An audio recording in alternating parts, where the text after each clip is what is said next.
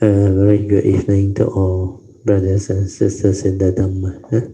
Today is the 5th January 2021. It's a Tuesday. So we will be continuing with our first Tuesday class of the year. We will continue from this book, The Essence of the Infinite Meaning, Teachings from the Adapted Verses of the Sutra of Infinite Meaning. We are on page 71, so we will continue from there. And there is a stanza from the chapter 1 of the Sutra of Infinite Meaning, which is the section on virtue. So this one refers to the great beings, the Bodhisattva. The subtitle is, they can comprehend and distinguish the nature and appearances of reality, existent or non-existent, long or short. It is very clear and apparent to them. This is very true. With the unhindered power of eloquence, they constantly turn the wheel of Dhamma. This is also very true. They first let 4 drops of dew to emerge the dust of desire. So we will share on this. So we will off the light, then we can have our half an hour of awareness-based meditation. Just relax body and mind completely. Relaxation is the first support. Then after that, don't do anything. Maintain awareness. Just silence your mind. Relax. Maintain mindfulness or awareness. Just be aware. Whatever arises, aware, finish. Don't try to know. Just silent. If you have an object of meditation that you are familiar with, you can develop mindfulness of it. Then maintain the awareness until it becomes very quiet, very peaceful, and very still. If you have not developed your spiritual faculties, then chances are you will have mental hindrance and you think a lot. So never mind. Whatever thought arises, let it arise. Do not resist, do not suppress, do not do anything. Just let it arise and pass away with the understanding that the untrained mind without the spiritual faculty is heedless, think a lot. Sankhara activity arises because you lack spiritual faculties, the 5 spiritual faculty. So without the 5 spiritual faculty, the mental hindrance take over. It will hinder your mind from entering the meditative state of inner peace, inner calmness, and inner awareness. That's why you cannot maintain awareness. You cannot meditate. So what you should do is let this sankhara activity slow down by itself. Let the mundane mind do whatever it likes, the unfinished activity or business. So let it arise and slow down.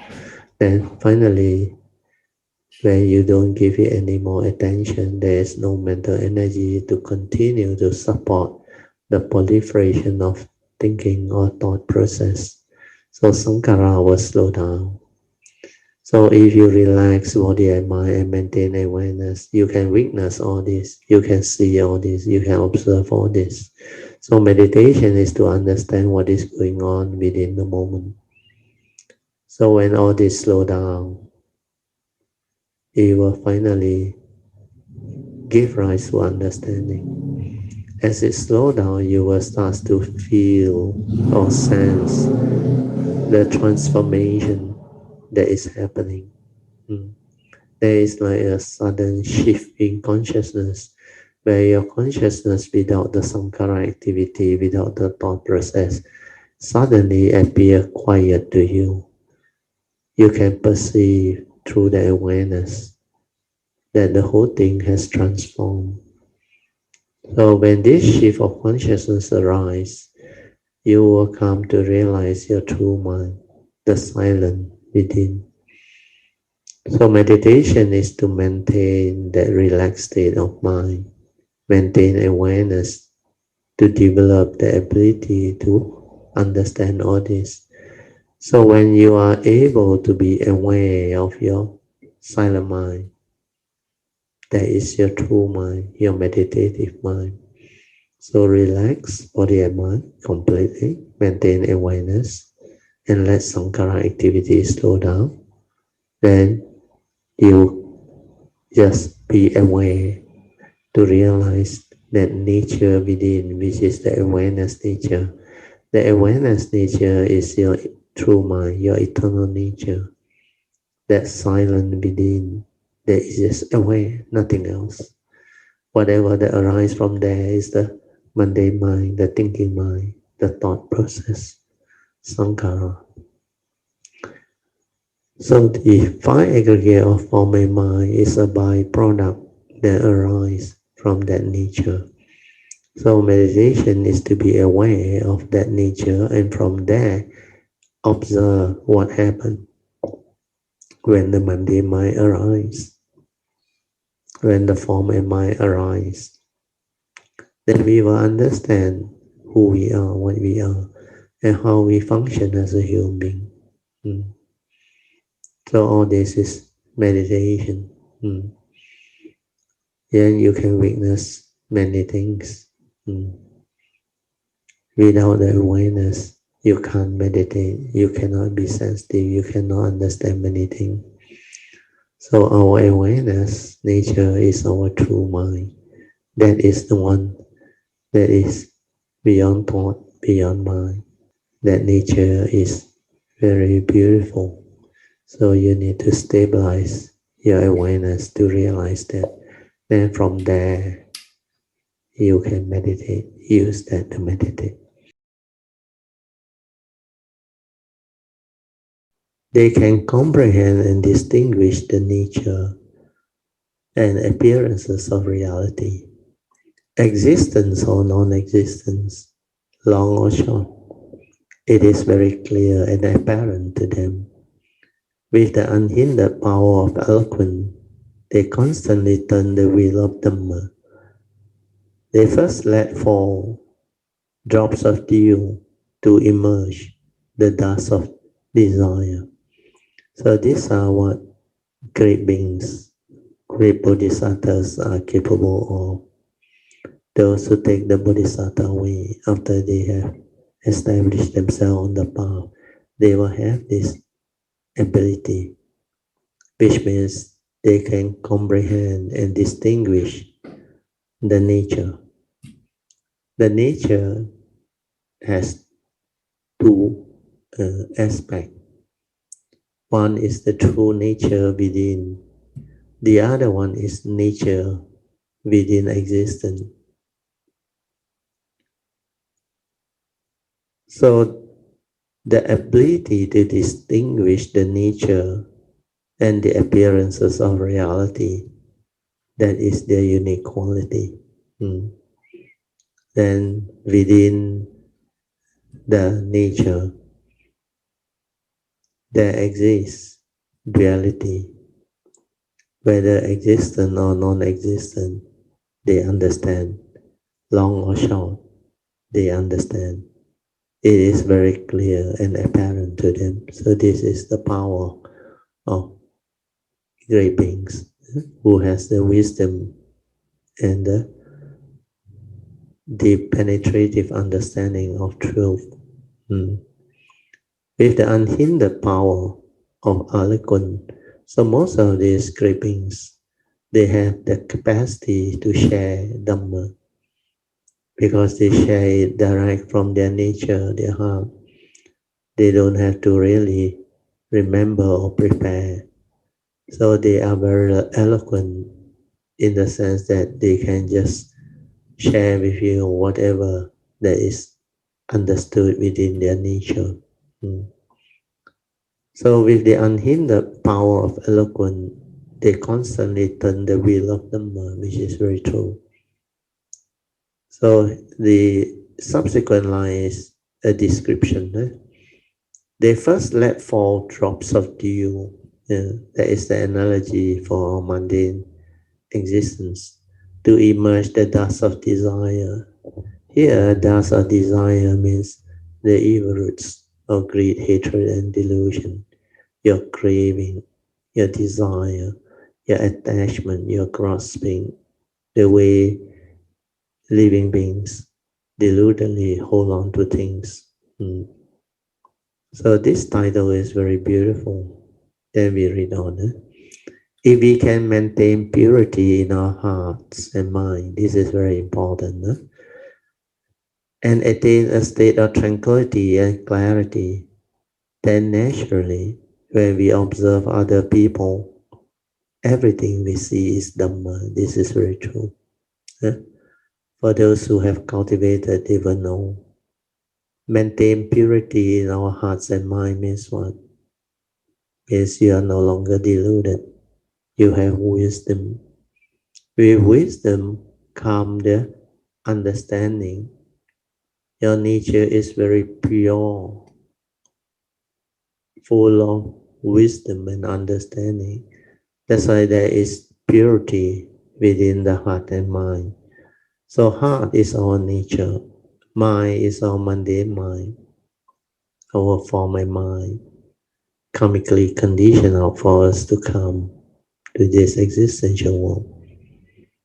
Then when we have this purity in our hearts and mind, then we can attain a state of tranquility and stillness with clarity. Then naturally, when we observe other people, everything we see is Dhamma. This is very true. Infinite Dhamma is all around us in our daily living, which is very true. That's why daily life itself is the meditation, is the teaching. So this description is very beautiful. Infinite Dhamma is all around us in our daily living. During our interaction with people, their every words and every movement is Dhamma. Every activity is Dhamma. If our minds are pure, even though we may be stuck in the limited view of seeing ourselves as distinct from others, we can still see the Dhamma. This is very true. Then naturally, infinite Dhamma doors will readily appear in front of us. We attain great wisdom and completely understand all Dhamma. It's just as simple as that, and it can be done if you know how to cultivate. If we can do that, then we realize that the Buddha's teaching have always been this simple and apparent. But this is really true. The Buddha Dhamma, the teachings of the Buddha, they are actually very simple and very apparent. They are found all over in our daily living. We will also be able to exercise our wisdom to discern everything. You will come to understand all this. This wisdom is not the same as the knowledge of ordinary beings. So now you understand why I always said wisdom free, knowledge bind. Knowledge is not wisdom. Knowledge is the accumulation of knowledge or memories. So knowledge is thought process, thought based. That's why you hold on to your knowledge. Knowledge is rigid. Knowledge is just worldly, worldly intelligence. It's not the pure intelligent or wise being.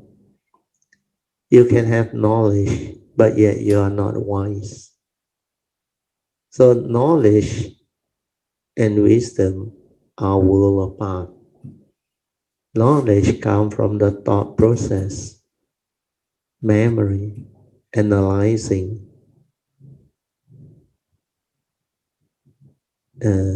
differentiation, and all those things.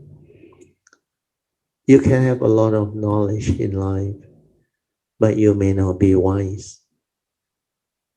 Whereas wisdom is the opposite.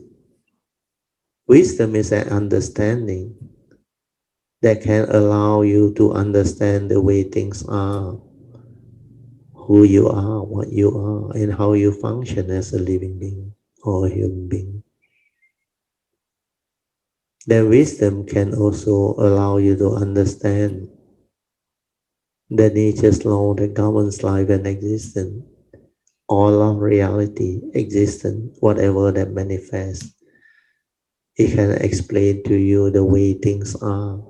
You can see things as they are. There is wisdom. Whereas knowledge is very, very different. It's very rigid. It's not an understanding that can free your mind. Knowledge, more often than not, bind you to views and opinion and condition you into delusion, negativity. That's why knowledge is different from wisdom. So here the Sutta say that wisdom is not the same as knowledge of ordinary being, where this wisdom comes from the inner nature, the silent mind, the awareness nature, that have the ability and stability to insight into phenomena and awaken. So that is the understanding, the wisdom. The moment you awaken, you have totality of understanding, and you are no longer deluded and deceived by the phenomenal. The universal characteristics of all phenomena in this universe, you will penetrate and understand. That's why with that penetrative understanding, wisdom, you are no longer deluded. Then you will understand what is reality and what is non-reality. So all these are very beautiful and very profound. Then I read on it. Knowledge is what we acquire through learning or labeling and recognizing things such as flowers and grasses. It is knowing the name and appearances of things. It is what we learn from time we are young as we pass through time and space. This is knowledge, the accumulated memory of things that are agreed upon or popularly accepted by society. That is knowledge. Like you remember, yeah, all the names of all those things that society has agreed to name them. So you have very good knowledge of history, very good knowledge of geography, science, very good knowledge of uh, humanity. Uh, means when it comes to humanity, all of their culture, their races, or everything, you may have good knowledge. Civilization, history, everything. And even like geography, all the various country and nation, you may know their names, their capital city, their economic activity, and what type of terrain, landscape, everything. So all this lead to knowledge. Then you are very good in your studies. These are all thought-based, knowledge-based.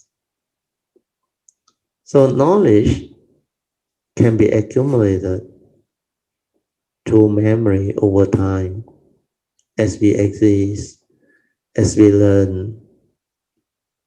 Every society have their own culture, their own type of civilization. That as you develop understanding of the various culture, the various things that they do, you accumulate knowledge. But when it comes to wisdom, we cannot use thought. We have to silence our mind, to observe, to be aware, to be sensitive. Then we have to go in to our inner nature, our true mind, the silent mind, the awareness nature within. Uh, so this one is our true nature, our true mind, which is different from the mundane mind or the thinking mind. So there is also this, what they call uh, confusion that Dhamma practitioner may have. So what they learn from the teaching, especially the Theravada tradition, they are always taught the three universal characteristics of nature, anicca, dukkha, anatta. So to them, the five aggregate of form and mind and all phenomena that exist within the phenomenal world, they have the universal characteristics of anicca, dukkha, anatta. That's why the five aggregate of form and mind are impermanent, suffering, empty, not real, not what you think. So we were taught all this. So what are the five aggregates of form and mind? The aggregate of form is rupa. Then the aggregates of mind are vedana, sanya, sankhara, and vijnana. So we always heard in the teaching, rupang anicca, rupang anatta, vedana anicca, vedana anatta, sanya anicca, sanya anatta, sankhara anicca, sankhara anatta, vijnanang anicca, vijnanang anatta. So all these are easy to understand, especially rupa, vedana, sanya, sankhara, because these are very obvious to us. But the last one, vijnanang, vijnanang is classified as consciousness under the five aggregate of form and mind. So consciousness actually is different from the true mind. The consciousness that has its content is referred to as the mundane mind, whereas the pure awareness or the pure consciousness without its content, that is very near the nature.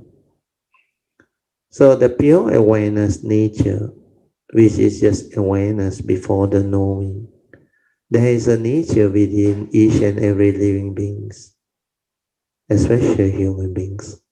We have this pure awareness nature within. And this one, the awareness nature, was there before the form and mind even arise. It is the eternal nature. So this one has none of the three universal characteristics of impermanent, leading to suffering, and non-self nature or empty nature of existence, anicca, dukkha, anatta. Where this awareness is the timeless, the unconditioned, it's just aware, just that nature. And that is the other aspect of mind that we seldom dwell. So for those who are from the Theravada tradition, if they have not developed the meditation and the understanding with penetrative clarity and understanding, they cannot differentiate between the two. So that's why the question arises. So if sometimes you listen to some of this YouTube video, you can see them asking this question to the monks. Remember I saw one video earlier on. The difference between sense or consciousness and our pure consciousness or pure nature. They asked this question to, I think, Longpo Sumedo. And his answer was good, quite beautiful. But he based it on his own understanding, which is not bad. Mm. So he tried to explain, but it's not easy for him. So he has to bring in some form of Mahayana teaching, the Zen teaching. Mm. So for monks who have cultivated and developed the understanding, they will understand this. Mm. Because that pure awareness is different. That nature within, it was never born. That's why it's the eternal life, the unconditioned. When you are with that nature, it is not a condition arising entity. It doesn't need any condition to arise. It doesn't need sense data for it to arise. So consciousness need sense data, need the sense organ, need the sense basis. So upon contact of sense basis, sense data, and the consciousness, the pure consciousness, it trigger off the sense or consciousness or mundane consciousness. That's how we become conscious. That's how a living being become conscious. We can become conscious of what we see, the seeing consciousness or the eye consciousness. We can be conscious of what we hear, what we smell, what we taste, what we tactile feel and think. So all this consciousness, they arise and they pass away. This one belongs to the conditioned world. The Buddha called it Vijnana. When you input the content of consciousness, it becomes Namarupam. So the Paticca Samuppada description is based on this. Avijja Pacaya Sankara, Sankara Pacaya Vijnanam. Vijnanam, that is the sense of consciousness. Pacaya Namarupam, when the content of consciousness go in. Before we go in, the Buddha said, in the seeing, there's only the seeing consciousness. Means upon contact, it's like a nature's law. Like the physics experiment, you on the switch, the light bulb lights up naturally. No need God, no need creator, nothing. So the lighting up is like to make you conscious. So you can be conscious of what you see, what you hear, what you smell, what you taste, what you tactily feel and think. So that is consciousness. Yeah. But awareness is different. You can be conscious of things. You can be consciously living life. When you wake up from your sleep, you are conscious. When you are in your sleep, you may not be conscious. Most of them are not conscious.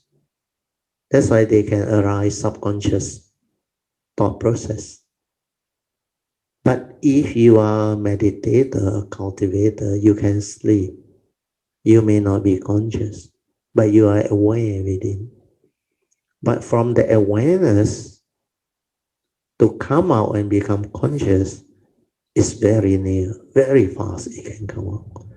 But to stay silent within, that tranquility, that stillness, to maintain the awareness, that is our true mind, our true nature.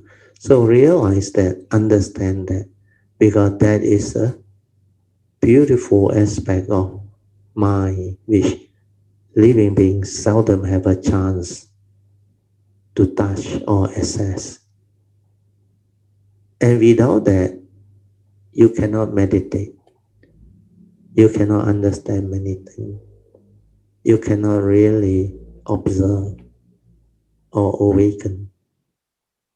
That's why the awareness nature, the pure mind, the true nature, that is a very beautiful aspect of your nature within. So always remember there are two minds. One is the true mind, the awareness nature within. That one you have to completely cease the thought, the thinking. Then only you can realize that awareness nature, that true mind. The other one is the byproduct, the thinking mind, the mundane mind, the conditioned arising mind, the one that has the universal characteristic,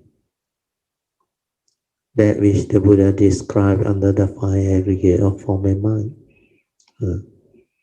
So when you meditate, you must understand this difference between the true mind and the mundane mind. So today I want to dwell into this, where this is the topic that many people cannot understand. Even a lot of Buddhists, even monks, cultivators, they cannot understand. So when you understand this, you will grow in your Dhamma understanding. You will grow in the way you cultivate. Then you can truly understand the teaching, and you can penetrate reality, awaken, and become enlightened. Okay, I will continue with the sharing. Knowledge is what we acquire through labeling. This one we have gone through and recognizing. So here the description by the author is very superficial, not deep enough. So you listen to the recording. Just now I share with you one. That one is more complete. Anyway, I just read through. Knowledge is what we acquire through labeling and recognizing things, such as flowers and grasses. It is knowing the names and appearances of things. It is what we learn from the time we are young, as we pass through time and space. This is knowledge, or thought-based.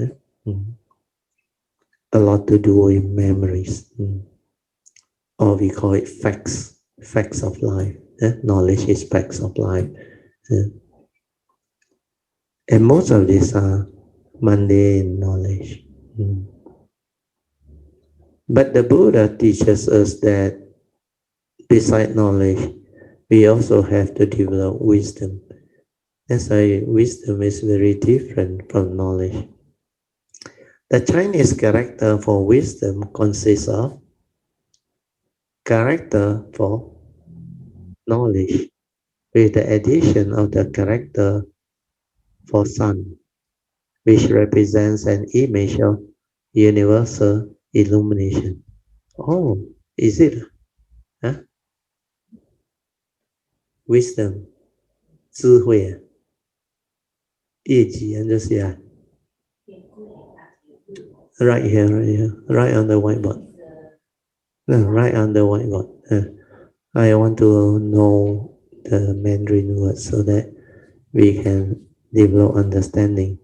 How come there is a sun at the back, at the side, at the bottom? Zi is moon, isn't it? Ri is sun. Oh, 指头. Oh, 指头. Yeah. So my daughter will try to zoom in the video there. Yes. Can see the word. Okay, circle the word. Circle the word. So my wife has taught me. So this is 智慧 智. So this in Mandarin is wisdom. So there are two words. The first word is the top part. The top part is knowing, knowledge, 智. Here is 日, like sun. So this one is illumination. So correct, yes. The text is correct. So wisdom, the Mandarin word is more precise. They describe it very well. It's not the same as knowledge, but it's an understanding based on awakening. That's why there is illumination. And this is why the Mandarin words are very unique. The person who create the word actually understand. Otherwise, he cannot come up with the word wisdom. So this is how our Chinese culture. That's why as Buddhists, as Chinese, we are actually quite lucky in that sense that our 5,000 over years of very rich civilization and culture has helped develop all this type of language and words for us to develop the understanding. Okay, we go back to the notes. So I will read through one more time. The wisdom word are formed from the character for knowledge. Knowledge is knowing. 智, 智, so knowledge. With the addition of the character of sun, 日, at the bottom, which represent an image of universal illumination, which is very true. What about your Mandarin words there? Can you read from your Mandarin translation?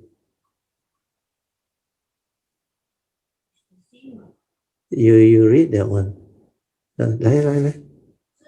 来, come. Wait, you read the Mandarin one. 字这个字是在之字下加上日字，意思就是光明辽阔，能分别天下万物的道理。Very good. That one is those who know Mandarin can understand much better. So with such wisdom, we can discern the principle of all things in the world. Which is very beautiful in the description. There is a total understanding. That's why wisdom can discern the truth, the principle of all things in the world. For example, we understand that all kinds of flowers, grasses, shrubs, vegetables, and plants have their own underlying scientific principles, and that the nature and appearances of each is different. Their qualities and function are also all different. Principles are also embodied in our knowledge regarding the ingredients, flavor, and nutrients of the 3 meals we eat every day or each day. For example, winter is the season for vegetables, such as, what is this? Daikon is pineapple. Oh, good. My daughter luckily radish. Daikon is radish. And cabbage. Cabbage is what? Bao chai. Cabbage is bao chai. Oh, very good. Which are considered suitable for eating in cold weather.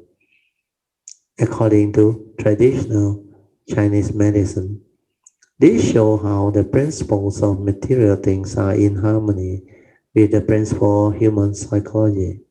Physiology. Human physiology. Because when the weather is cold, our body temperature tend to be higher, and thus this type of food is suitable. When we mindfully examine the different food of different seasons, we can understand how the principle of the natural world coordinate with those of the human physiology. To comprehend and distinguish refers to how, when our minds are tranquil, we can naturally comprehend all the principles of the universe and reach a state where we can clearly discern the law of life and nature. That's why I explained to you, we can understand the nature's law that governs life and existence. That's it. The nature and appearances of reality, the truth, the reality, what is, points out to how all things in the universe have a nature and an appearances. and that all natures and appearances have their intrinsic realities. This is very true. Sometimes principles are difficult to explain in simple words. To explain a single sentence from the Buddha, we may have to draw on many different labels and appearances. This shows how difficult it is to comprehend the Buddha's understanding. I don't know why he used the word views. The Buddha actually don't carry views. His teaching is the truth. He understands truth. That's the Buddha's understanding. In the same way, the principles of this world are also profound and difficult to understand or comprehend.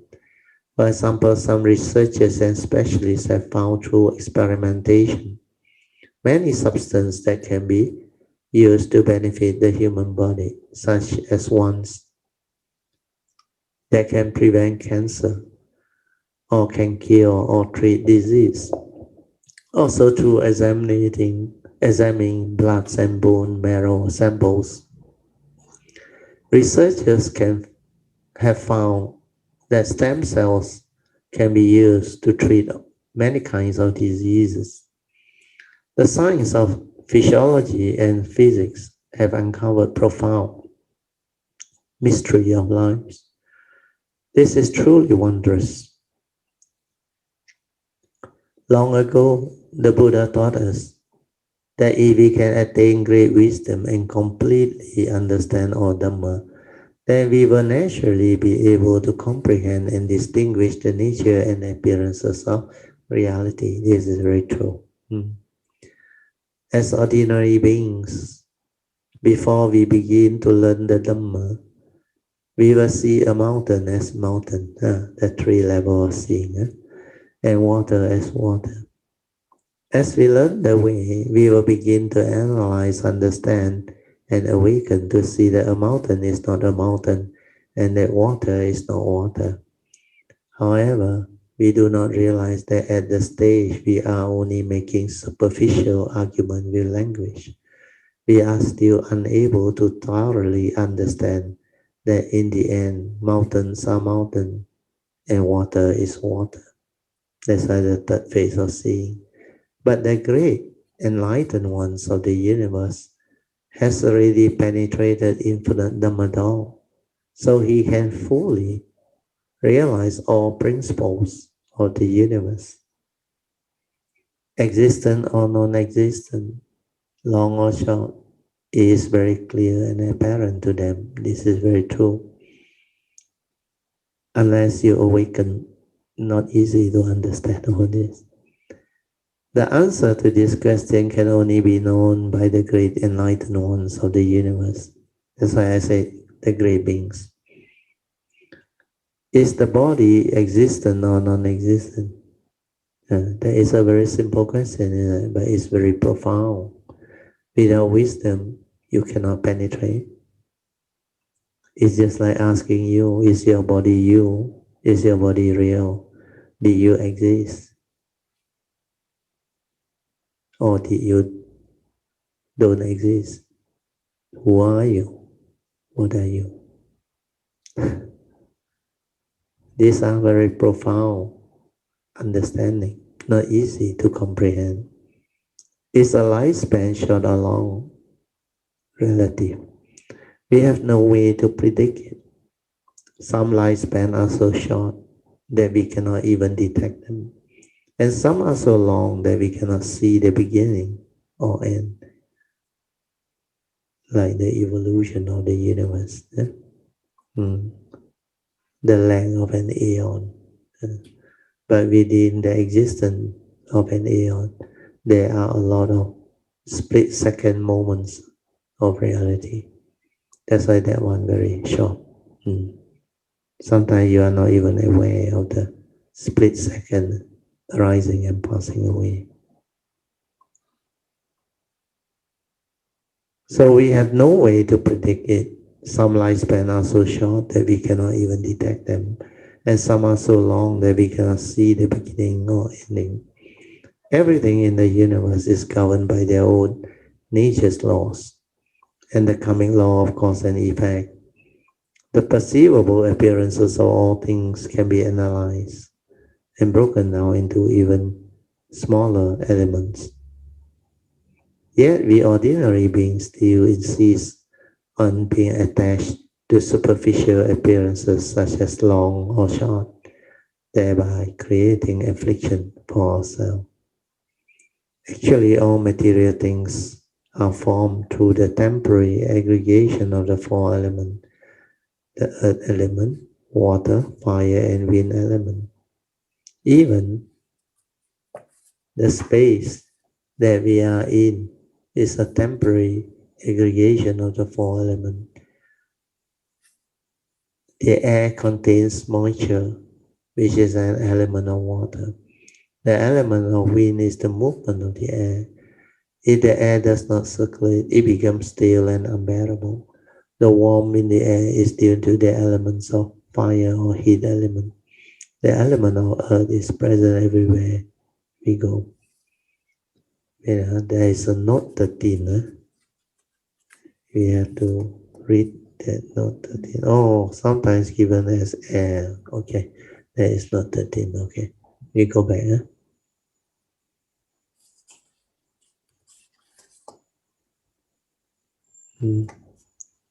The four elements are always present in all aspects of our daily life. For example, even a cooking spatula and a wok are formed by the four elements. Metal belongs to the element of earth. Minerals cannot be formed into metal utensils. Minerals could not be formed into metal utensils without being melted and tempered by the elements of water and fire. And even fire needs the element of wind to be ignited. A table is also a temporary aggregate of the four elements. Its materials are gathered from the forest in the mountain. First, seeds are planted in the soil, then with the nourishment of the sun, water and air, they slowly grow into large trees. The trees are then chopped down and made into all kinds of furniture. And all these things temporarily aggregates of the four elements. So this is to explain the four elements. When the four elements are separated, does anything still exist? Existent or non-existent, long or short, is very clear and apparent to them. With wisdom, we can understand these principles. So here, you will to develop the clear understanding, you need to meditate. You need to meditate. So this four element is a simple way of describing things. So like the author said, the coming together of the four elements created the condition for phenomena to arise, for things to arise. That's why it's called the condition world, phenomena world. So these four elements can create myriads of manifestation. That's why things can be transformed, continuously transformed. So in science, especially physics, we also study the law of conservation of mass and energy. So although mass and energy is important, but you look deep into it, they are actually the four elements. The mass are mainly earth element, water element, and all those things. But then when it comes to heat element, fire element, wind element, they are mainly energy. That's why the scientists are not bad. Law of conservation of mass and energy. Then they also come out with this understanding. Nothing is created nor destroyed. They just transform from one into another. Law of conservation of mass and energy. So the question here asked is, when the four elements are separated, does anything still exist? This one is what we call uh, uh, knowledge. So you through what they call rational thinking. Say, yeah, without the four elements, nothing exists. There is a condition arising all. So the four elements are the governing condition, and they all manifest and cause things to arise, and transform things. So with wisdom, we can understand these principles. Then for these great beings who have cultivated the understanding and the penetrative Dhamma, they will understand very clearly, and to them is very apparent. Whether our lives are long or short, or whether we are healthy or constantly ill, is determined mainly by karma, by the karmic we brought with us from our past life. Everything has its causes and conditions, which result in the effect we experience today. This is the karmic law of cause and effect. The process depends on the four phenomena of cause, condition, effect, and retribution. So this is another way of describing it, cause and effect. But because of causes and condition, the effect also have retribution. So it's actually cause and effect, but they add in the condition and the retribution. The four elements are earth element, water element, fire element, and wind element. They are also four phenomena that come together to bring material things into existence. Actually, it's mass and energy. So this law of karma, the Buddha put it very well. That's why the author also trying to express it. But the five daily contemplation, the last one, the Buddha summarized the law, cause and effect, the moral causation of karma very well, very clearly. He said, as living beings, not only human beings, we are all born of our karma, heir to our karma, conditioned and supported by our karma, and we are what we are because of karma. So karma is very important. Our life depends entirely on karma. That's why we are born of our karma. We inherit everything that karma brings about, our karmic nature. So this understanding is very important. We are born our karma, heir to our karma, then conditioned and supported by our karma. And we are what we are every moment, every instant because of our karma. But just now, the author mentioned whether we have long life or short life, everything depends on the karma that we are born into. Technically, it's true, but it's not something like everything is conditioned already. It means predestined. Like this life you want because your DNA coding, you will get sick, you will get this type of disease and all things. It's coded due to karmic. But then when you arise, all these are not predestined. But most people, non-cultivator, who don't have the understanding, who don't have the faith, the very special affinity with the triple gem or the teaching, it is more or less true. 99% karmically driven because they can't change their life.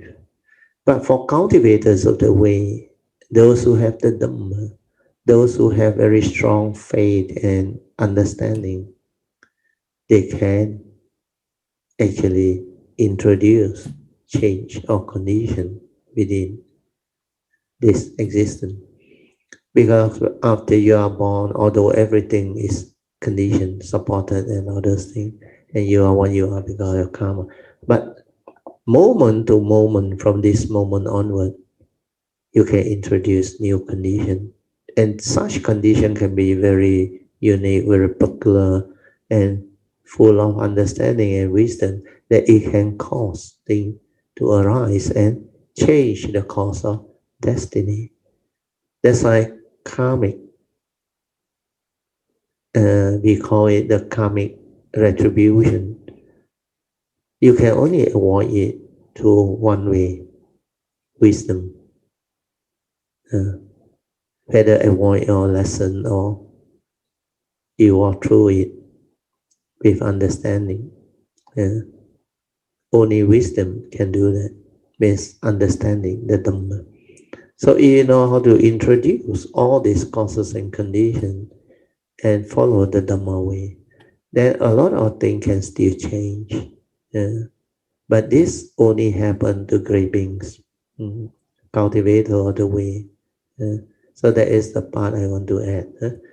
Apart from that, is more or less you can say karmically conditioned and driven. If everything is that way, then there is no point in living life because everything is like predestined.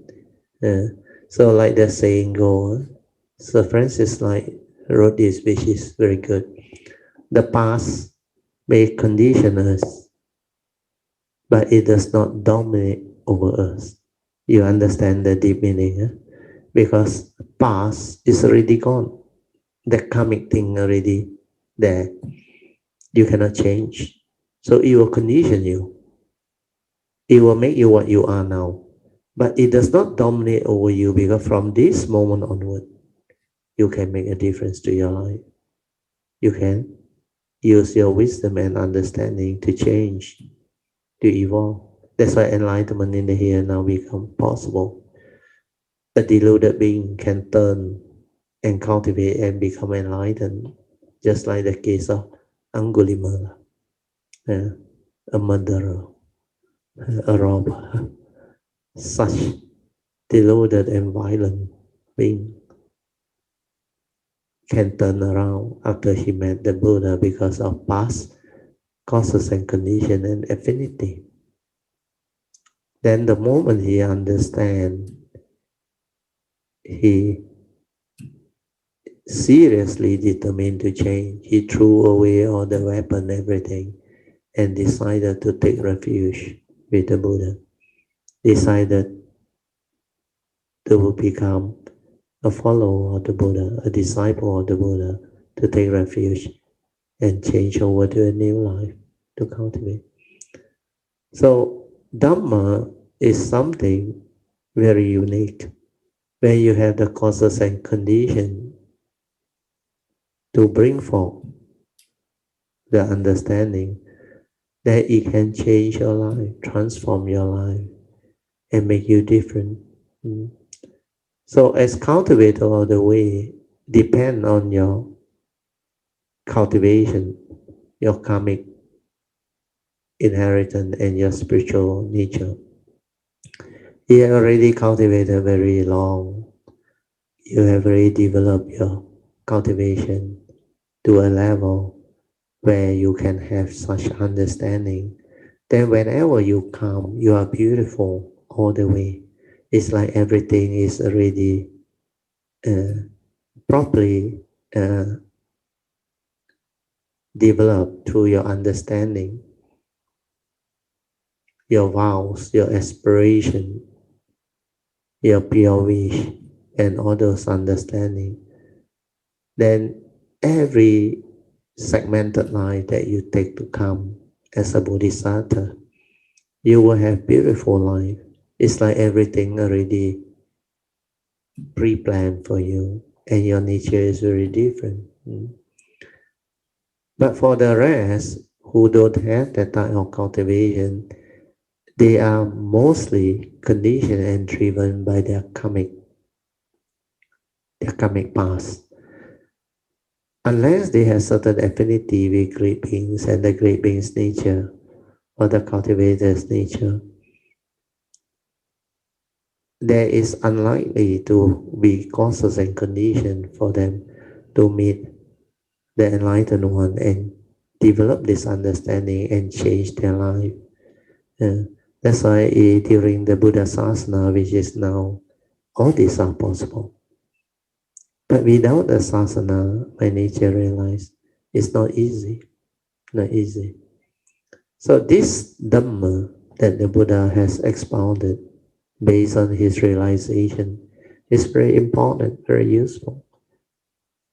We must cherish it, treasure it, and make use of it.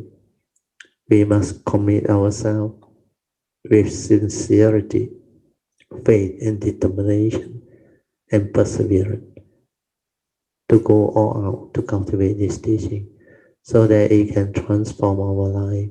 It can make a difference to our life. So that life after life, whenever we choose to come or have to come, we will have this beautiful form and mind and condition to really live life, be a blessing to all,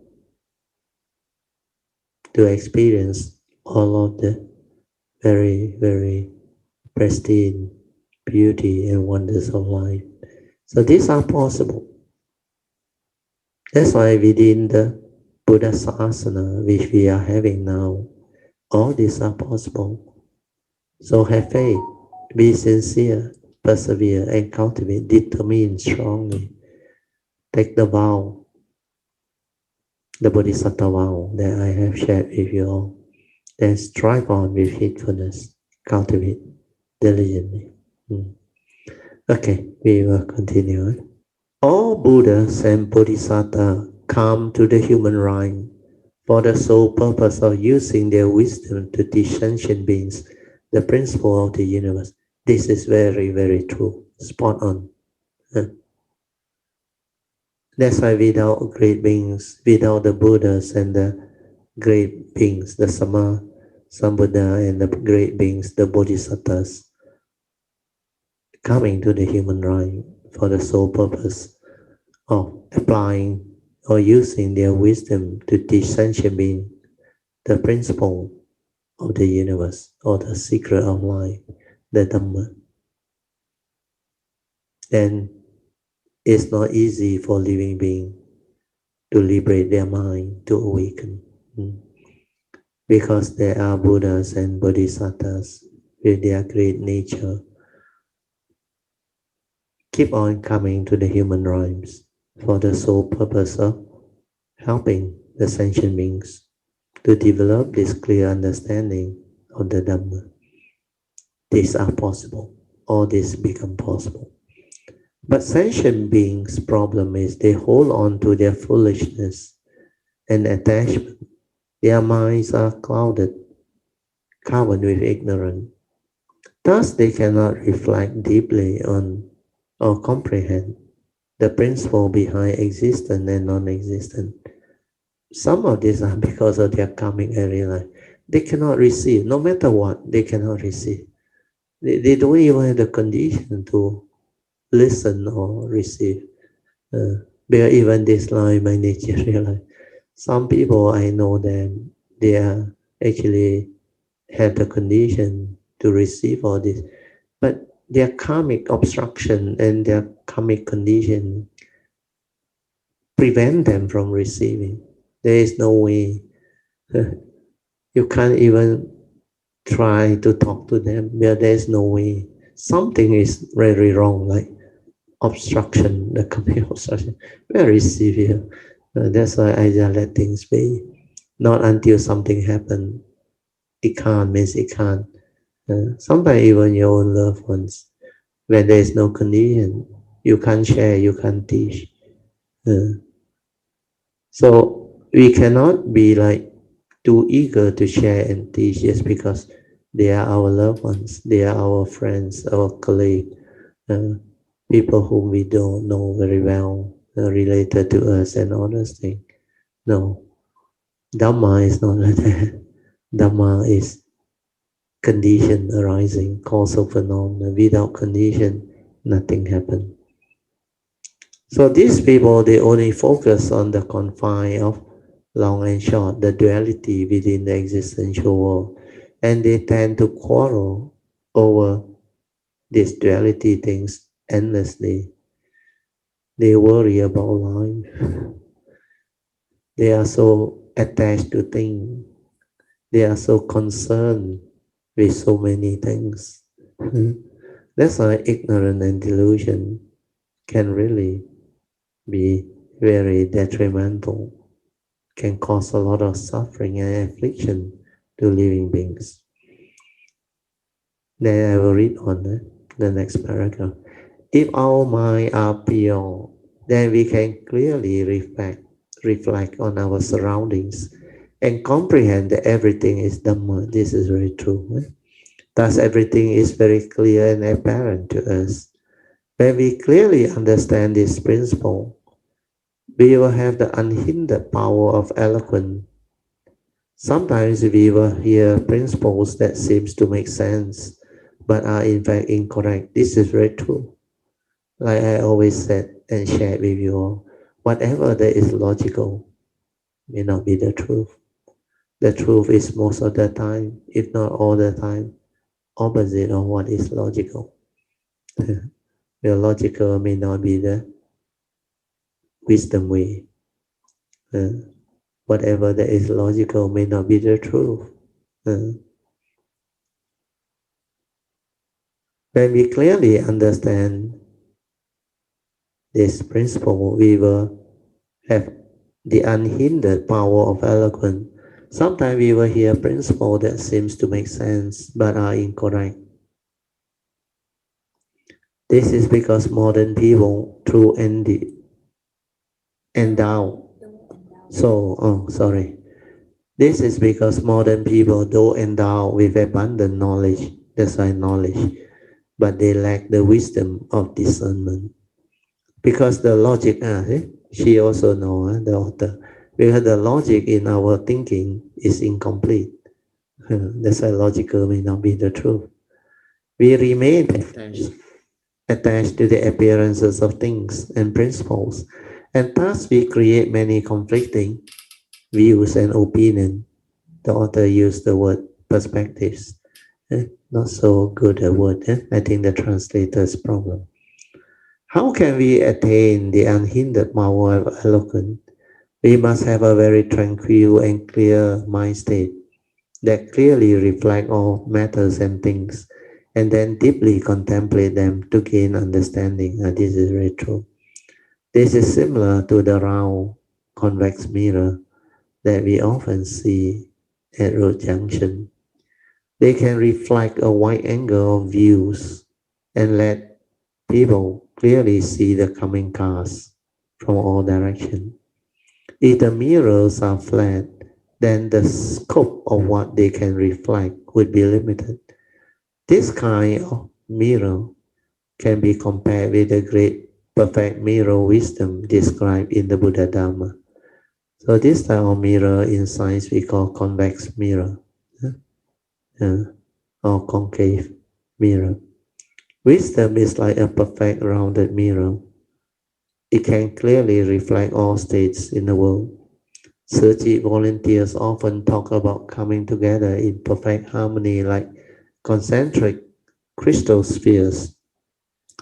This refers to a great and perfectly round state of wisdom, which is everyone's original perfect mirror wisdom. Learning the Buddha's way is learning to obtain a mind as clear as crystal and a wisdom as clear and bright as a mirror. Thus, we can see in front and behind and understand past, present, and future life. No matter what time or space we are in, we can penetrate the principle of matter, living beings, mind, and all other things. Then we can obtain the unhindered power of eloquence and communicate this principle without hindrance. If we can comprehend all principles and gain the unhindered power of eloquence, then we must constantly turn the wheel of Dhamma.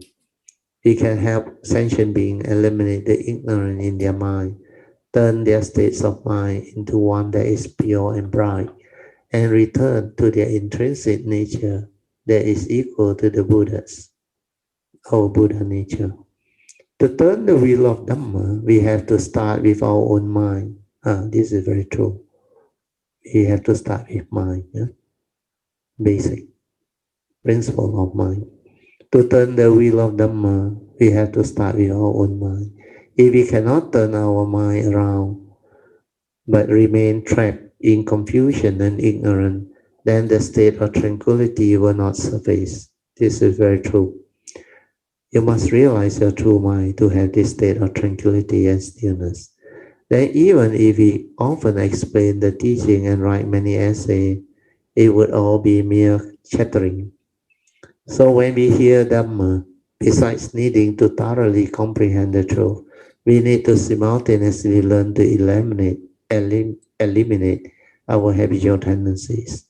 Otherwise, how can we teach the Dhamma to others?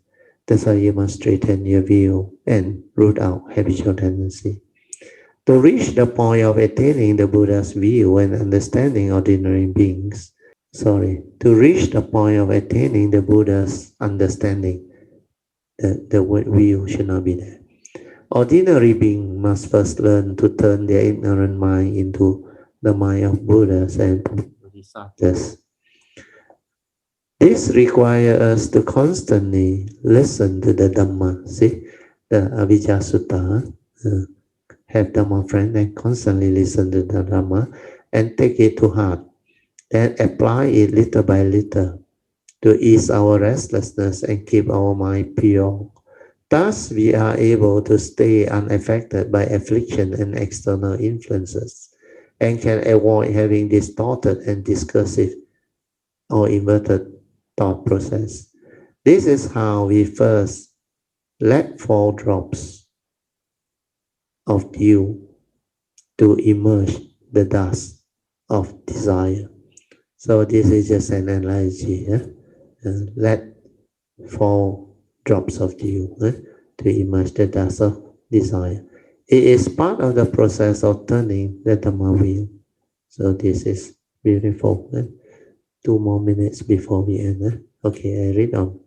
Our mind are like mirror. We need to use Dhamma water to clean them so that we can constantly be kept clean and clear. The mind is like a field.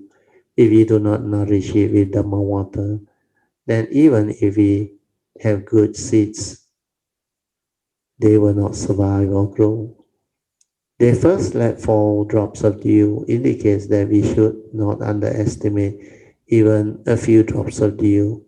For example, the drop of dew that appear on the tip of each blade of grass are gathered from the moisture in the air. Though very small, together they can gradually moisten the earth and help grass and trees survive.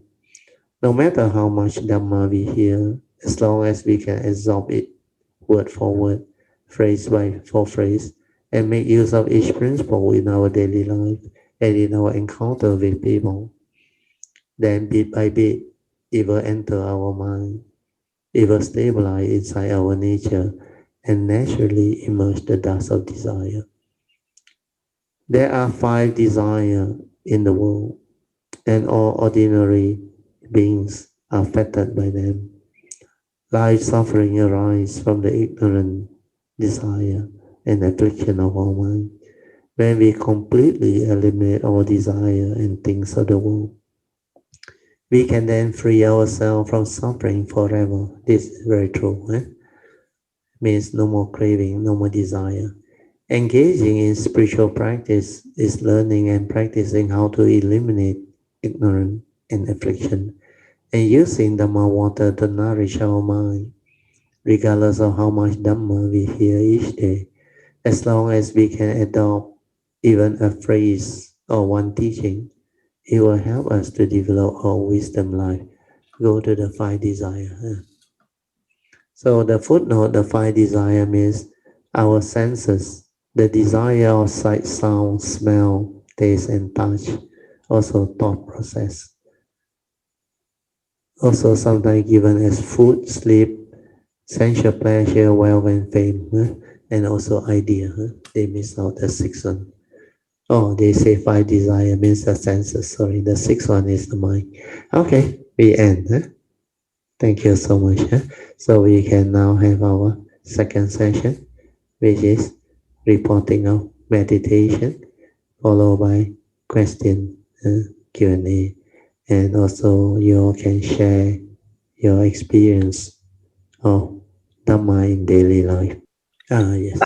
OK， 那brother， 我要share 一个就是在12月 early 12月的时候，在那个 Dhamma Talk 的时候，你有 mention 到我们一定要去 stabilize 这个 silent mind 哦。然后我自己 yes 对这个 silent mind， 然后我自己就一直问要怎样的去stabilize， because 很多的时候我们一直在 cultivate。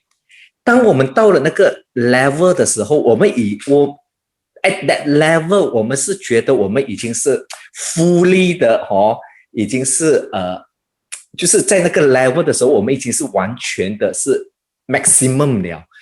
So then 我一直在想，这样我们要怎样再 further 的就是去 develop 这个silent mind 所以像每次讲 relax。At my level， 我是觉得我这样子已经是我的 maximum 了。But brother 每次讲还不够So 那时候我就在想，要怎样的去further 的去 develop 这个silent mind。然后 after few days 了过后就有一个 word 这样子 arise， 就是 sincere。就 sincerity， 这个字就这样子就 arise 了。在我的 mind 这样子 arise， 那过后就在那个 year end 的时候，那 holiday 我就读这个 cultivating the Bodhisattva way 的这个本书的那个 first chapter 的时候，the moment 我一读到那个 sincerity 这个 words 很像那个的 word 整个会站起来这样子，它的 has a great impact on you。对，连那个 meaning 很像整个stand out 这样子。Very deep， 就我在读这整个 chapter 1的时候，就只要一读到这个 sincerity， 这个 word 就很像整个站起来，很有 meaning 这样吧。我的 thought 又不能够 understand， 但就是你可以 feel 到来，哇，这个 words 就是很 meaningful。And then that day 我们去 lunch Christmas 的时候 lunch after that 在跟你做 discussion 的时候，你一讲到那个 sincerity 的时候，哇，我的 heart 里面就一直 vibrating 就是 that 2个礼拜，我只要一看到 sincerity， 一听到 sincerity 这个 words 哇，整个就很有，整个很那个 words 很有，就很像整个 stand up 这样子。It has great meaning because for cultivator who really understand, when they reach certain point of their cultivation, all these words start to stand out. That's why you must have faith. Then you must reach that level of cultivation. Even just now, when you ask that question still come from that thought. You thought you have reached the maximum based on your level of understanding the silent mind.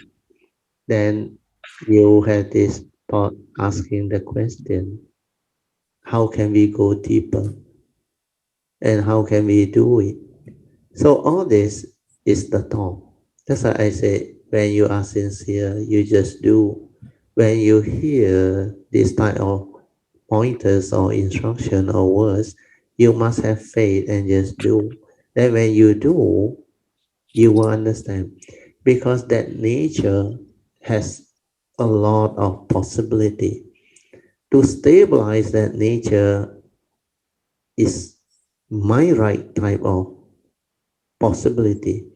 Because as you do it, you become different again, and that nature move and manifest and become different again.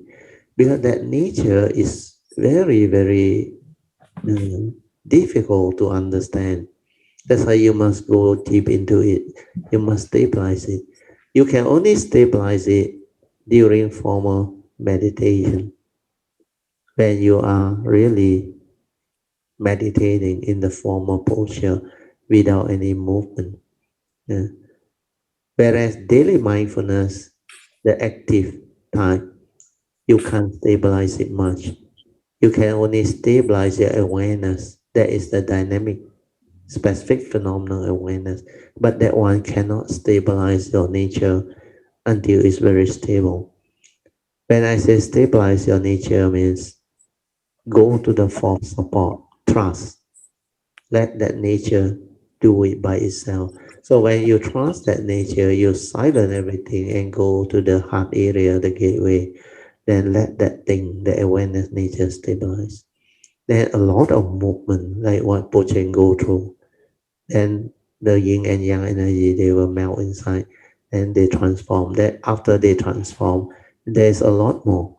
Uh, that one is the internal movement. Then after the internal movement all stabilized already, you can still stabilize that nature. That nature will do the rest, the outward movement. Then it will not only stay at the gateway or what, it will activate and like awaken all of the other chakra around that gateway and heart area, the front and the back, everything they will start to uh, like activate it. But without you doing anything, that nature move, that nature do everything. Although I say move or what, but there is no word. Where the awareness nature is just a nature, and that nature is pure energy, pure vibration, and very fine. And that is the one that can do a lot of things. That's why when you do that, it can become very, very still, very tranquil, very quiet. Then that movement, you will know. Then the byproduct, how it become gas and all those things. So becoming gas is still a process, a long process of cleansing and all those things. Because that pure energy is very unique, very beautiful. Not until you do it, you cannot understand. So what you have gone through is good. On your own, you discover the deep meaning of sincerity. When you are sincere, your faith is very strong. If you are not sincere, your faith cannot be strong. So sincerity and faith will drive you. Then you will just do, persevere. And when you do, you will understand more things. Then you will be able to actually later on grasp at the deeper meaning of all the things that I shared with you all within all the books, especially the Bodhisattva way, cultivating the Bodhisattva way, and also the Heart Sutta. You may think you already penetrate most of it, which could be quite true, but there are still many more understanding within that is very, very beautiful. That's why this Sutta of infinite meaning or Wu Liang I Ching is very beautiful, where it's about the infinite understanding, the infinite meaning, uh, innumerable meaning. So wisdom is unending. It's very, very beautiful. So as your nature stabilize, it will develop very unique clarity and understanding. Then it can penetrate more and more truth, more and more Dhamma. That's how you evolve and move. That's why the cultivation is also something like unending, even though we have such a word as perfection of wisdom. You may have perfected the perfection of wisdom, prajna paramita. That's why you can have that sammasambuddha nature at the moment that is supposed to be the ultimate, the highest that a living being can achieve or realize. But as far as the conditioned world's existence is concerned, the mind right possibility of civilization evolution is unending. So that aspect of wisdom is unending. because it's not just limited to the general principle of nature, involving life, existence. That's why I always say existence has its own reality and it's very beautiful, very beautiful. So the wisdom of that part, the existential world, is unending. The perfection of it is on the nature's law that governs life. And that one you can perfect everything. But when it comes to life, existence, the conditioned world, the evolution is unending. And every time you come, you learn new things. You learn beautiful things. That's why civilization keep on evolving and evolving and evolving. So that is what the Heart Sutta say. 真空妙有 True emptiness is wonderful existence, really wonderful. You can experience so much thing. You can go through so much thing. So this is the aspect that I need to share with you all because there is condition. Luckily, you created the condition. So your question is very good. So hope this will help you, some and others too. Then you can continue from where you share just now. 那过后过后再加上那天的那个morning 的那个meditation 的那个 experience 了以后，我发现到这个 mind 在 understand 这个 dharma，很像那个慢慢的你会看到它比较开始 clear 了这样。那些 puzzle 很像全部可以连起来了。就那个，然你可以看到，我都是还不是很 deep， 但是整个的很像那个整个的那个大蓝图已经里面的就慢慢的可以就可以了解这样子。Yeah, you can slowly like piece them together. That one is very important because unless you see the big picture, you cannot understand the micro. You need to understand the totality. That's why wisdom is the totality, the whole thing. It's not a fragmented understanding. If your understanding is fragmented, it's knowledge. It is not wisdom. Wisdom is understanding thoroughly the whole thing. That's why it's full, not a fragmented. Means it can be applied to all situations, all conditions. That's what wisdom is all about. So if your wisdom is like fragmented, means certain thing you can have the wisdom to overcome. Then when you hit certain condition or certain other situation, you cannot handle. That is not wisdom, which means you are not enlightened. If you are enlightened, it's a complete totality of understanding, no matter what the condition is, what the situation is, what the phenomena is. The form and mind that has that wisdom and the understanding that nature will understand. It can never be deluded or confused. It will know how to accord and flow, and it will know how to do things in accordance with the Dhamma way. And it can understand that all these are not real, the form and mind, the vehicle, the tool. That's why all this is total, complete understanding. Just now, even when I mentioned about the sharing of the two types of mind, about the sense of consciousness and the pure awareness and the pure consciousness, even that part people cannot understand, people cannot penetrate. Then how can you link the totality, the whole thing?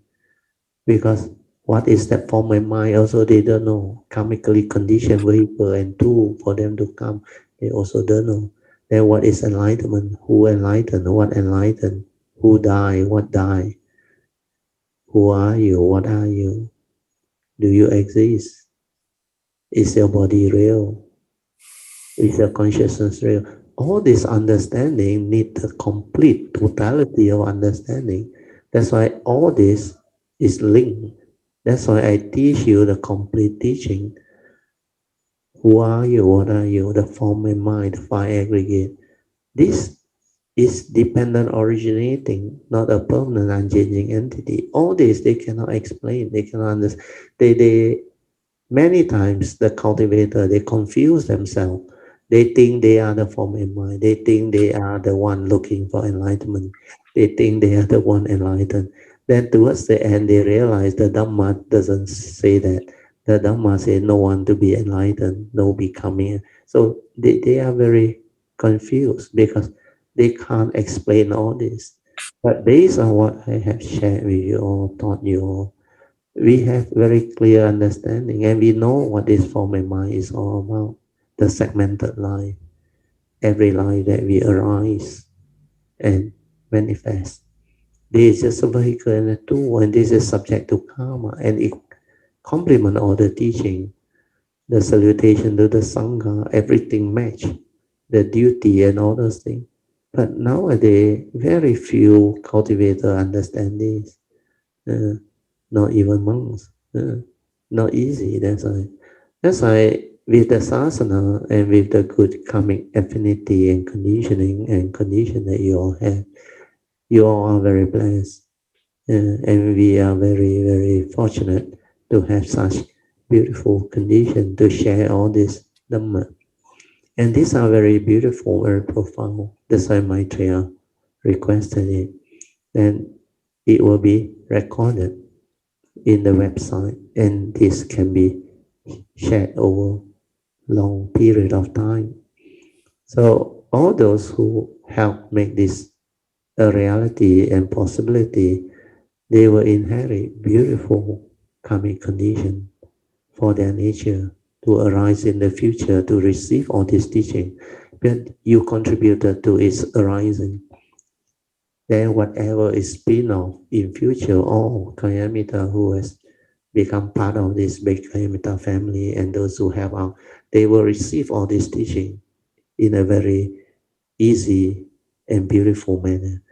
And if you really determine sincerely and go for to cultivate with faith and persevere, develop the vow, the Bodhisattva vow, then strive on with faithfulness and just do.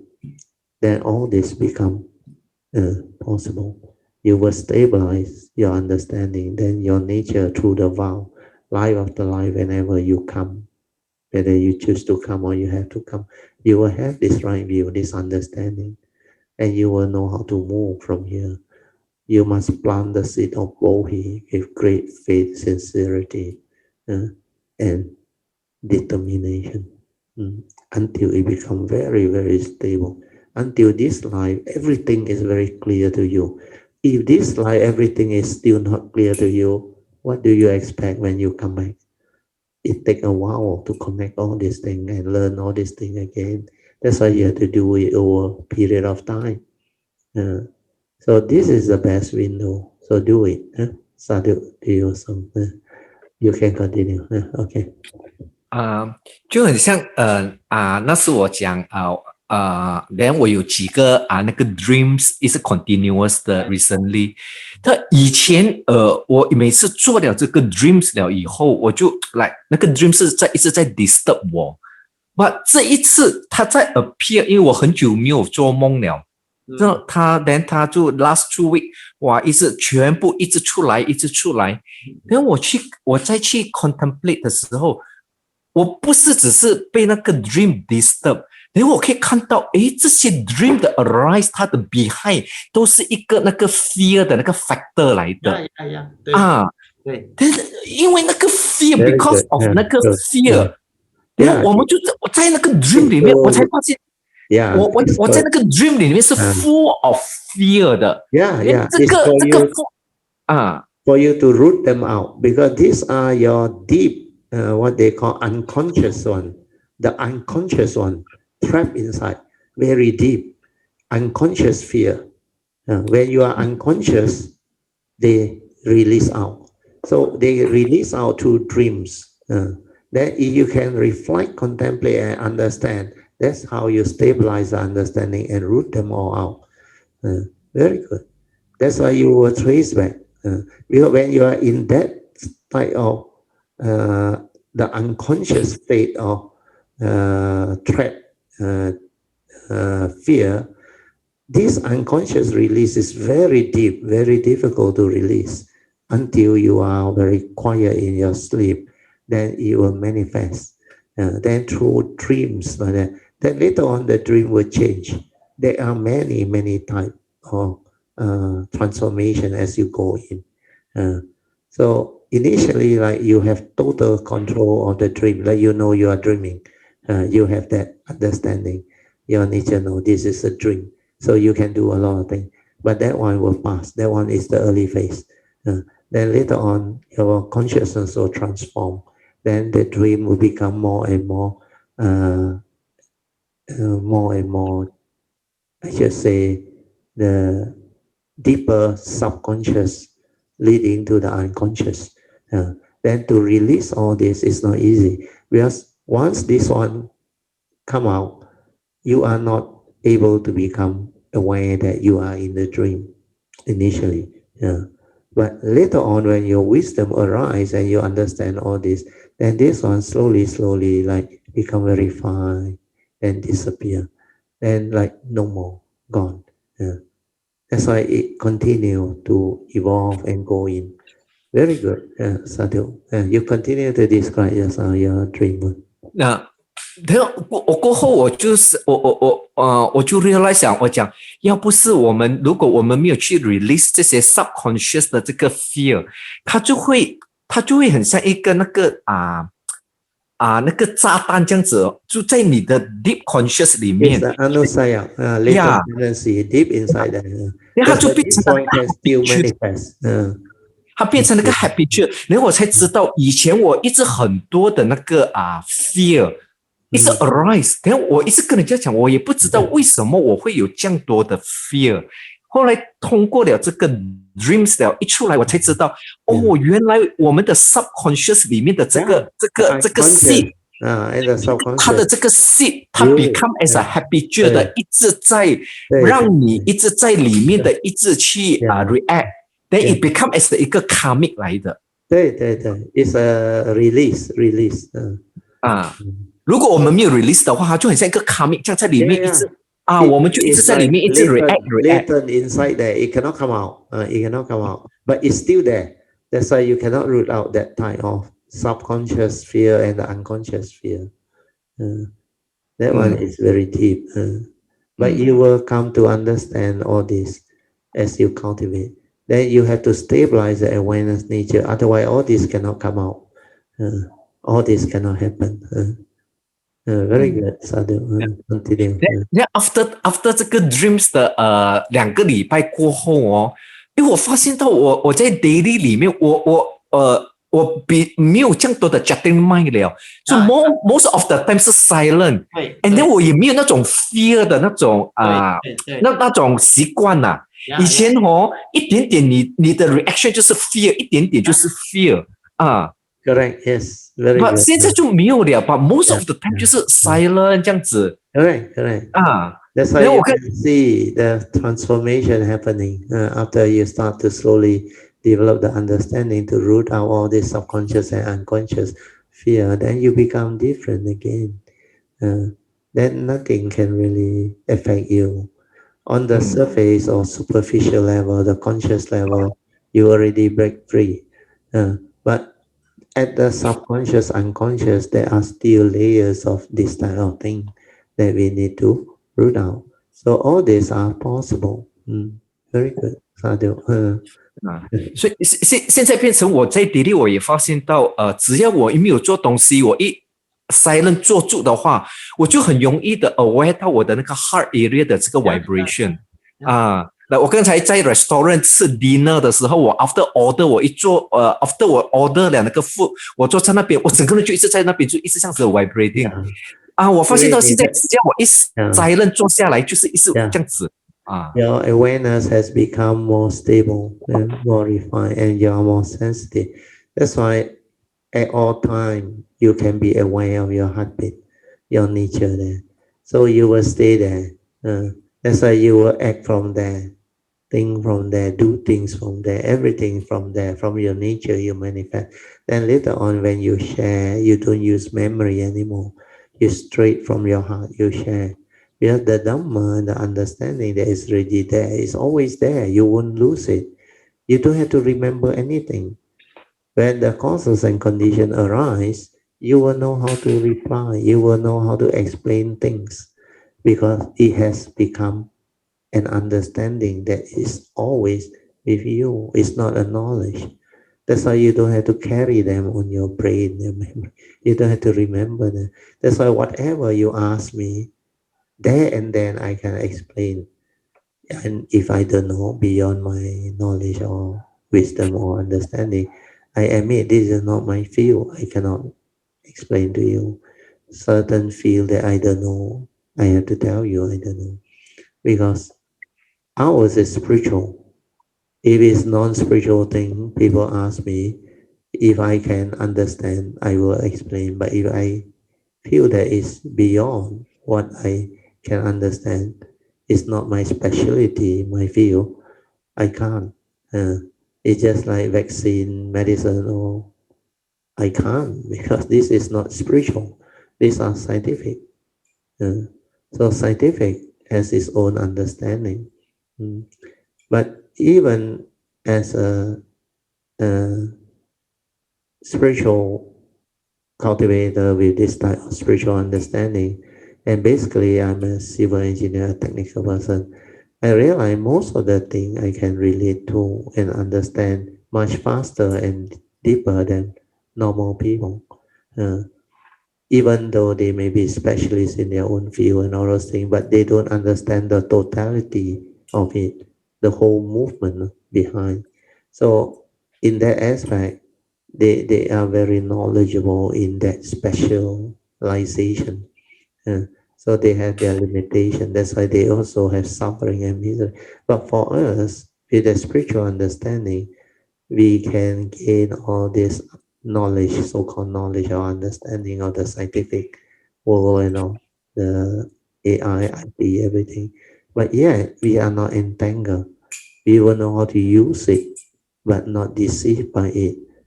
So that is the difference. That is the beauty. Very good. Sadhu, very song. Anything else? 最后我要谢谢 Barodio 你的 Dharma 你的 guidance 我最近我一直觉得哇很奇怪，就是这个 form and mind 还是一样 ，Yeah. but 那个 understanding 不一样对连那个 mindset 也不一样，那个 mindfulness， Yes. 所以你整个的那种understanding 看事情开始不一样了，不一样了。Because your vibration, your consciousness, your pure nature become very different, and from there you become different. That's why it's the wisdom and the transformation of pure consciousness. That's why that pure nature very important. Once that one move in through the gateway, your whole nature transform. And that one, the thought-based meditation cannot touch, cannot even go near. How can they develop that type of understanding and wisdom? No way. They have a lot of Dhamma knowledge, but not wisdom. The real wisdom, not easy. You are right. Very good. Sadhu to you. So, sadhu. 这像刚才我在听Barodio 你在做 sharing 的时候，Barodio 以前我每次听你的 sharing 我就整个的去睡下去，我刚才是哇那个 heart 一直 vibrating， 一直很像跟你的你的声音的那个 vibration 一直 synchronize 两个一直很像一起共振对 the joy, the understanding, the joy, yeah. 对，所以我会想哇。我都是这个 form and mind 还是一样，有时候我daytime 我回 office 就跟我讲，我还是一样每天还要去上班，还是 form and mind is a form and mind, nothing has changed, but the understanding, the wisdom, the transformation of that pure consciousness, the stability of that true mind, the awareness nature has changed. That is the only thing that changed. And without that one, your wisdom cannot come out. Your understanding cannot unfold. That's why when the understanding, you remember the triangle, the pure consciousness, you go the left-hand side, direct seeing, you stabilize your awareness and silence your mind, and through the direct seeing, you awaken, you insight into phenomena, you develop all the wisdom. So the wisdom at the left-hand side connect to the form and mind. you become enlightened. So this enlightenment is supported by the wisdom. So this is the noble life, the base there, the noble life. Whereas the one on the right hand slope of the triangle, from the pure awareness and the consciousness, with the sense bases down there on the right, the form and mind, they create mundane consciousness to live the mundane life. That's why that one is the five aggregate form and mind. Affliction, suffering, the formable truth, everything is there. That is the condition of mundane living. Whereas the supramundane living is when the wisdom is developed from the base ego. So that's how you come to the understanding. That's why that triangle explains everything. Nothing has changed. My form and mine, your form and mine, and other people's form and mine, no different. The only difference is the understanding behind the wisdom. You are no longer deluded because of the wisdom. And the wisdom comes from the direct seeing, the pure nature, the awakening. So that is the one that transforms. And after that one arise, transform, when we can locate our nature, our consciousness transform. The pure nature, the pure mind, the pure awareness, the vibration becomes so fine. Then later on, when you reach that level of stability and fineness, your mundane mind will start to slowly collapse. At that time is the most beautiful. When you can do that, you are beautiful. Then you stabilize everything already. Then from there, you become very different. Yeah. When the mundane mind collapse, the nature shine forth. Technically, you don't need to meditate. You don't need to do anything. But there is nothing to cloud you. You are just like that all the time. You can say that is the Buddha nature. But the difference between the great things and the Buddha is the all-knowing, the Sammasambuddha, who's the nine great virtue. The Sammasambuddha has perfected it. But the great being, normal being, they may have this, but they have not perfected the whole thing. That's the only difference. Okay, very good. Sadhu, huh? Thank you. Yeah, Sadhu Praratyo. Yeah, sadhu. So let us rejoice. Huh? Sadhu, sadhu, Sadhu, sadhu. Because sadhu. 10:33 already. Huh? And so once again, we should thank Brother Song for creating the good condition for all this deeper understanding to arise, so that the sharing can help many cultivators along the way later on.